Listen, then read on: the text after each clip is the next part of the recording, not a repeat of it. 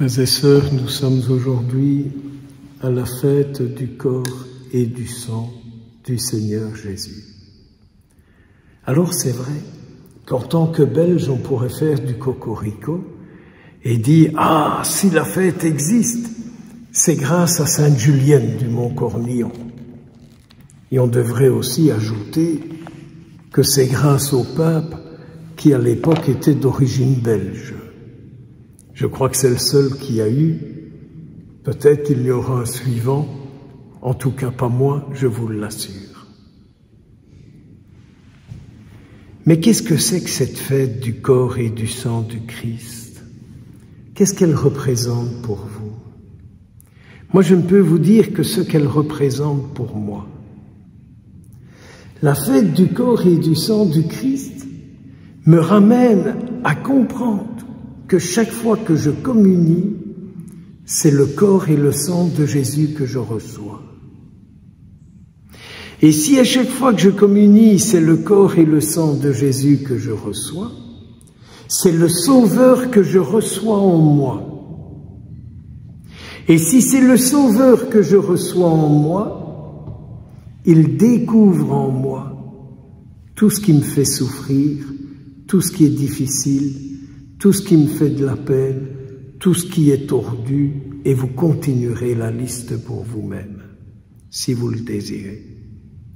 Et donc, quand je vis une union avec Jésus que je reçois en communion, je peux lui dire, lui demander d'être mon sauveur en moi et de me montrer le chemin que je dois prendre pour être délivré de ce que je vis, de ce qui me fait de la peine, et ainsi de suite, etc.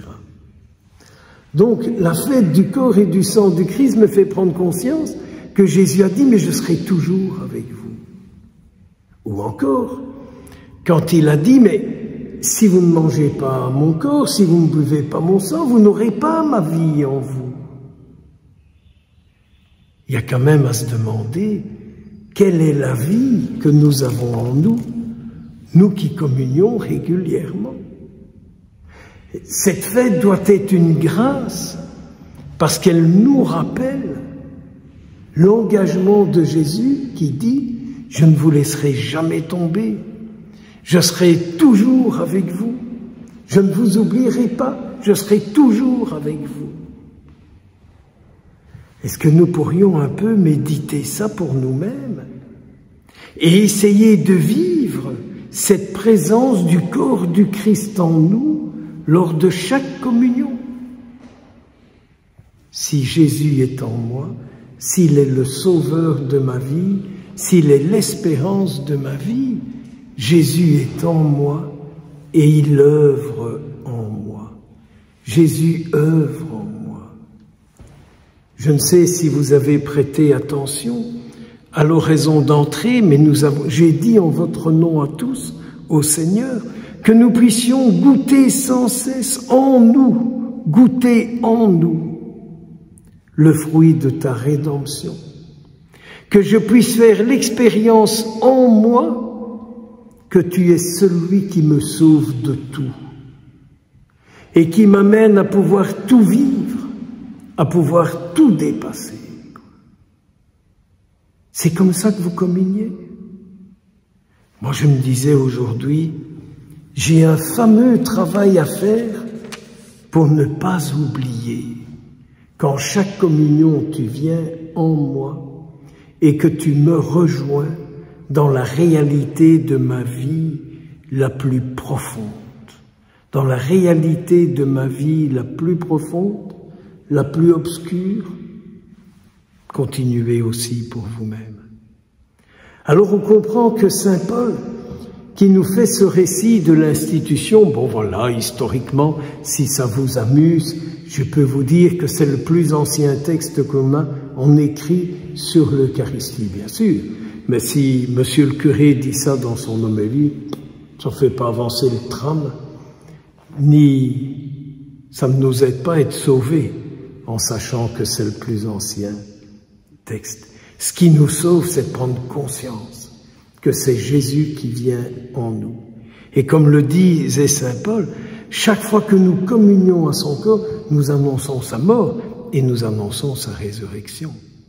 C'est-à-dire qu'en moi, il me fait remarquer ce qui lui donne la mort en moi. Il me fait découvrir ce qui lui donne la mort en moi, afin que sa résurrection se manifeste en moi. Mais alors vous voyez, c'est le Jésus prince de la paix, c'est le Jésus sauveur, c'est le Jésus qui pardonne, c'est le Jésus qui libère, c'est le Jésus qui délivre. Ne pourrions-nous pas reprendre conscience de tout cela aujourd'hui et faire avec nos petits moyens tout ce que nous pouvons pour laisser ce Jésus vivant en nous le plus longtemps possible? Vous avez remarqué le tout début de cette page d'évangile. Jésus parlait aux foules et il guérissait tous ceux qui en avaient besoin. Ce Jésus que vous communiez, que nous allons recevoir, mais il vient parler à chacun, chacune de nous. Pour que faire? Pour nous juger, nous condamner? Mais absolument pas. Il vient pour nous sauver, pour nous guérir, pour nous délivrer. Alors on comprend que Jésus dit aux apôtres, maintenant c'est à votre tour de donner une bonne nourriture aux foules. Ils n'ont encore rien compris. Ils sont tellement tournés sur eux-mêmes. Et attends, on n'a pas grand-chose, on a quelques pains, quelques poissons, on n'a pas grand-chose. On peut peut-être aller en acheter. Et Jésus dit, mais donnez-moi ce que vous avez. C'est un peu comme si Jésus venait dire auprès de chacun de nous ici cet après-midi, donnez-moi ce que vous êtes et je pourrai nourrir les foules. Donnez-moi ce que vous êtes et je pourrai nourrir les foules. Frères et sœurs, aujourd'hui, pourrions-nous entendre Jésus qui se donne à nous, Jésus qui s'offre à nous, Jésus qui nous parle, Jésus qui nous écoute, Jésus en nous qui nous guide et qui nous dit, mais donnez-moi ce que vous êtes et grâce à vous, je pourrai nourrir le monde. Alors je me disais, si au ciel il y a des fenêtres et qu'il regarde vers la terre, il doit se dire, mais aujourd'hui, qui va me dire oui? Et je lui ai dit, je ferai mon possible, Seigneur, pour dire oui à ce que tu me demandes. Je ferai ce que je peux avec ta grâce pour dire oui à ce que tu me demandes. Amen.